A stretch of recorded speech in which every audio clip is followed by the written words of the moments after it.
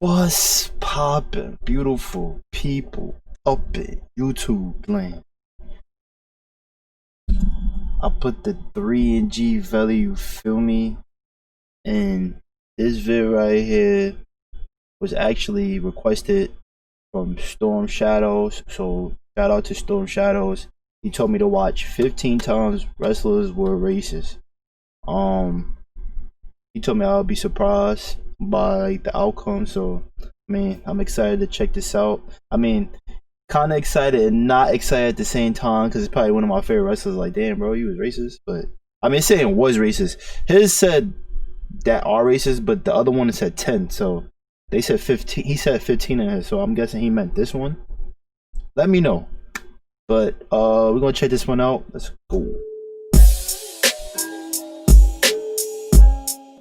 WWE and pro wrestling as a whole has a complicated relationship with racism and homophobia. Regardless of cultural or temporal context, homophobia and racism have plagued the industry. Today, wrestlers in prominent positions end up mired in controversy after old documents surface indicating this despicable behavior. Luckily, these things aren't as blatant as they were a few decades ago, but to deny that it exists is to deny the struggles these communities have felt for decades. Anyway, let's check out 15 wrestlers that were homophobic or racist. What's that, homophobic? What the fuck was that at? Lars Sullivan has barely even been on the main roster, but has been involved in more controversy than most. After initially being booked into a WrestleMania feud with John Cena, a series of issues with anxiety resulted in him feuding with the Lucha House. Yo, whatever happened to him? Wasn't he supposed to be like the next, like, Brock Lesnar or some shit? I remember they was promoting him heavy, bro. They was promoting him OD heavy. Recently, too. It wasn't that long ago. Nobody cared, and it seemed Sullivan's main roster run was dead. To make matters worse, a number of old homophobic and racist posts made by the man between 2007 to 2014 were brought to light, which resulted in a fine and being told to issue an apology backstage. Sullivan made these comments on bodybuilding forums under the name Disenfranchised and El Perfecto. The posts that were made depicted a man unable to overcome his prejudices and ingrained insecurity. Ain't that nigga popping, packing, bro. I'm packing. If the boss is involved in blatantly racist segments, that is a massive problem. Not only is it in poor taste, it sends I remember he said, I forgot who it was, I think it was like in front of Booker T or somebody said. He was like, my nigga, he said some shit like that. And like, no, he said it in front of John Cena, but he said it to some other wrestler, but John Cena just looked at him like, okay. Talent in the company that it's okay to act that way. During a backstage segment in Survivor Series in 2005, Vince McMahon ended a conversation with John Cena by saying, "Keep it up, my," before walking past a furious Booker T. This isn't the only instance of McMahon presumably being racist, as years back the boss had comments regarding Carlito's character. According to reports, McMahon said, "Hey, can you spick it up some? You know, spick it up when you talk." Both instances were reprehensible, but who's going to call the boss a racist? Can you spick it up? Wow, that's crazy. Tessa Blanchard made history when she defeated Sami Callihan to become the Impact World Champion. However, just one day before the Hard to Kill pay-per-view where she won the title, Blanchard was accused of being a bully and a racist. On the 11th, Blanchard made a tweet stating, "Hey, women, try supporting one another. Cool things happen." Almost immediately, allegations of bullying and racism from the likes of WWE star Chelsea Green and former NWA World's Women's Champion Allison Kay. Green accused Blanchard of bullying and belittling a number of female workers, while Kay said Blanchard spat in a black woman's face. Yo, I feel like every girl that dressed up like Harley Quinn be wild sexy, bro. Like that was let's go back to that. I'm not even paying and belittling a number of female workers, while Kay said Blanchard spat in a black woman's face in Japan and called her the N-word. A number of other women stated these accusations were true, but not much changed. Blanchard won the Golden Hard to Kill, and people have pretty much forgotten about the ordeal. You niggas be having short-term memory. They be canceling people, and then Hulk Hogan was probably the first true superstar of pro wrestling, but as years passed, his image as the ultimate good guy has been tarnished. Back in 2015, WWE cut ties from Hogan when an old tape of him using the N-word surfaced. In the video made public by the National Enquirer, Hogan can be heard saying, "I guess we're all a little racist," which was followed up by him using a slur. WWE removed all mentions of him from their website, and the Hulkster was even stripped of his status as a Hall of Famer. Though Hogan was back on WWE programming about 3 years later, and WWE would like to pretend none of this happened. they Yeah, this was what the Booker T Triple H angle. has been accused of burying talent over the course of his career to establish his position at the top. Still, no one was more soundly buried than Booker T. In the build to their match at WrestleMania 19, the cerebral assassin cut an extremely racist promo. He said people like Booker T would never win world titles in WWE. He even called Booker T's hair nappy, and insinuated he was there to dance for and entertain people like Triple H, and went on to state his claims were just referencing Booker T's criminal past. But nobody was buying that. The worst part was Triple H won their match at WrestleMania. Yeah, that was the did bad not part. get his comeuppance, and the babyface was left licking his wounds.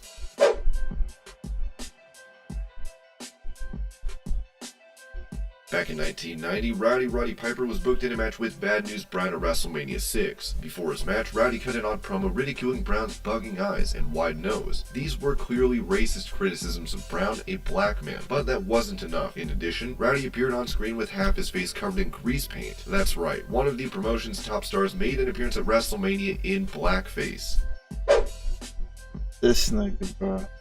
R.I.P. but that was racist, my nigga. That was only retired racist. from in-ring competition over 2 decades ago, but his penchant for making racist remarks are still remembered by many. According to Booker T, who can't seem to catch a break, Hayes used to repeatedly use the N-word backstage, and instead of feeling contrite after making a racist remark, he would laugh it off and walk away. Booker stated Hayes considered himself to be a black person, which gave him a free pass.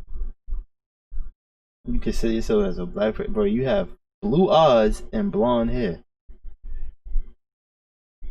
He kind of like he related to Stone Cold. Be racist. Hayes reportedly once told Mark Henry, "I'm more of a than you are," which caused the world's strongest man to lose his cool. Hayes. I heard about that. How?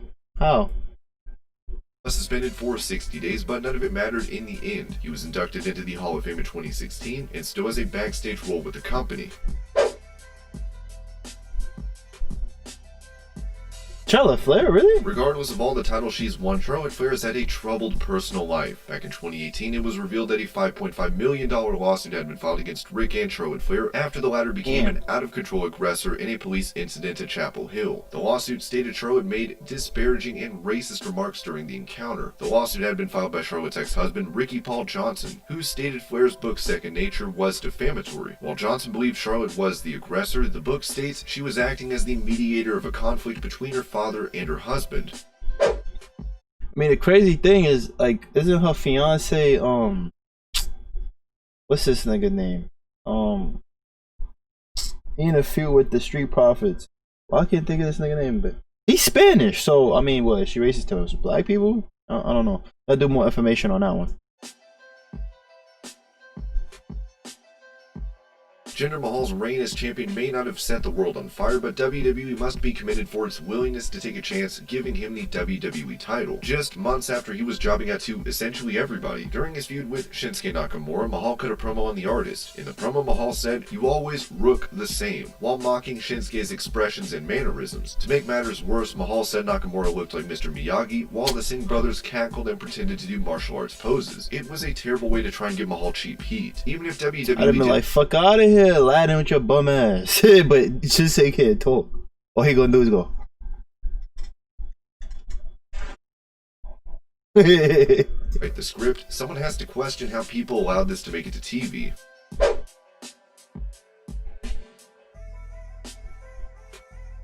ACH, better known as Jordan Miles during his time in WWE, I heard about this one with the accused the blackface. promotion of being racist after some undeniably problematic merchandise released. When he quit WWE, he stated he would be leaving behind the slave name of Jordan Miles and return to being called ACH. After a ton of drama, including him stating he was quitting pro wrestling and Shad Gaspard telling him to shut the hell up, it seems ACH is the one being racist. In response to a tweet written in Spanish that roughly translates to, "I supported you from Mexico, and it's a shame to see how crying and fragile you turned out to be besides being irresponsible." ACH said, "Bitty bitty bomb bomb to you too." Fans resorted to calling ACH a racist and hypocrite, and questioning his for the culture tirade during his time with WWE.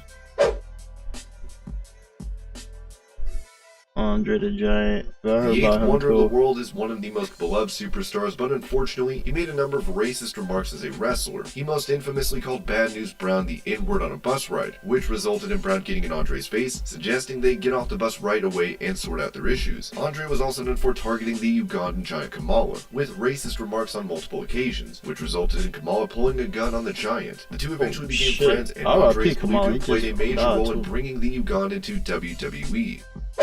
Yeah, nigga, he pulled out the gat. Nigga said, nigga, what you said? After nigga? retiring from pro wrestling, the Ultimate Warrior embarked on a career as a motivational speaker and right-wing supporter. The college Republicans at the University of Connecticut once invited him as a guest speaker, but regretted it almost immediately. Warrior launched into a highly problematic tirade, which included telling a student of Middle Eastern descent to get a towel. The entire ordeal was a complete disaster and resulted in the Republicans issuing a formal apology for thinking it was a good idea to invite him.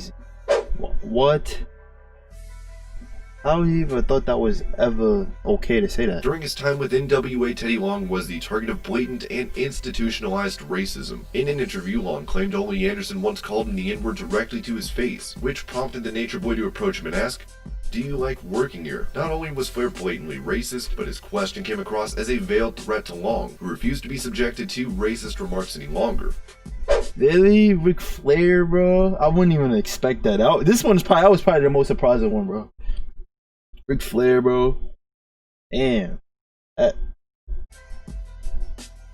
Jesus Christ.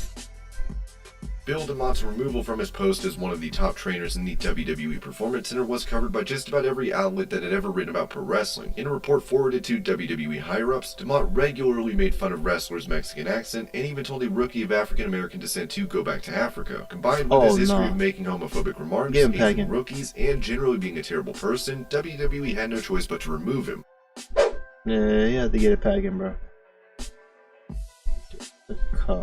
Jessica Havoc, who is currently working for Impact, was once rumored to be a potential WWE signing. That is until a number of old racist tweets resurfaced. In some of these tweets, she said, "At KFC right now, channeling my inner XD and sigh, I hate." She even went out of her way to insult both Mark Henry and R-Truth in one tweet, saying, "LOL, Mark Henry is pissed. Who took his watermelon? And I bet R-Truth likes watermelon." Havoc ended up apologizing, but not before trying to delete the tweets when they resurfaced. Her move to WWE never happened, despite a tryout at the Performance Center in June of 2015. And these were 15 times wrestlers were... Bruh. I mean, Grant, I didn't know who that was, but she get it packing, bro. And she looked relatively young, so she got a long career ahead of her. But I do not want to see her if that's how she think. Yeah, a lot of those I was surprised. Some of them I already knew. That Ric Flair one, bro, that shit got me. Like, what, bro? Thought he was for the brothers. You feel me? Like, I mean, his old ass. I mean, I don't know, bro. It's like right now, bro, he be in music videos and shit. Like, you feel me? I don't know, bro. That's like that whole Donald Trump shit. Like, you feel me? But I don't know. Yeah, I was surprised at a lot of those. Thanks a lot, bro. If y'all got any suggestions y'all got for me, bro, more, they don't have to be just wrestling. Just like, I watch everything on YouTube, so let me know, bro. But this one definitely was like a surprising one. But your boy Gino, out of here. Peace.